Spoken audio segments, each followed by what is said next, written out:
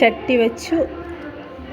First എണ്ണ വീഴ്ത്തി എണ്ണ വീഴ്ത്തി കഴിഞ്ഞതിന് ശേഷം കുറച്ച് കടുക് ഇട്ടെടുക്കുക.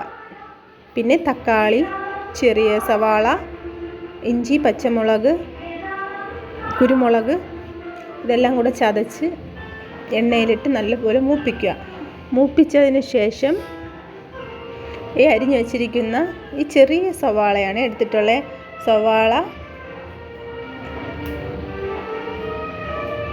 സവാളയും കൂടെ ചേർത്ത് നല്ലതുപോലെ വഴറ്റുക. പിന്നെ കുറച്ച് കരിവേപ്പില ഇട്ട് കൊടുത്ത് തക്കാളി ഇട്ട് കൊടുത്ത് നല്ലതുപോലെ വഴറ്റുക. കുറച്ച് നേരം ഇങ്ങനെ വഴറ്റുക. കുറച്ച് ഉപ്പ്, ആവശ്യത്തിന് ഉപ്പ് ചേർത്ത് വീണ്ടും നല്ലതുപോലെ വഴറ്റുക.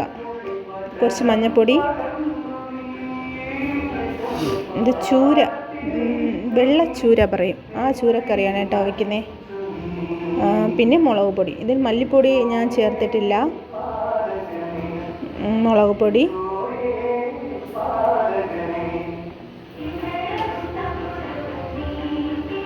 പിന്നെ കുറച്ച് പെരുംജീരകം, കുറച്ച് ഉലുവ പൊടിച്ചത്, പിന്നെ കുറച്ച് വെള്ളം, അതായത് പുളിവെള്ളം ചേർക്കണം.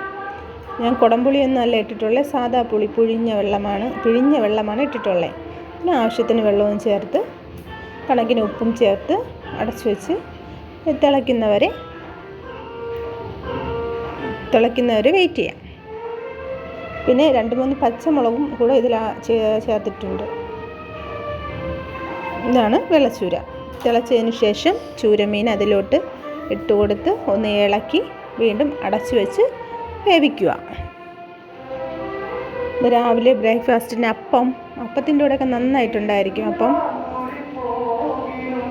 ചപ്പാത്തി,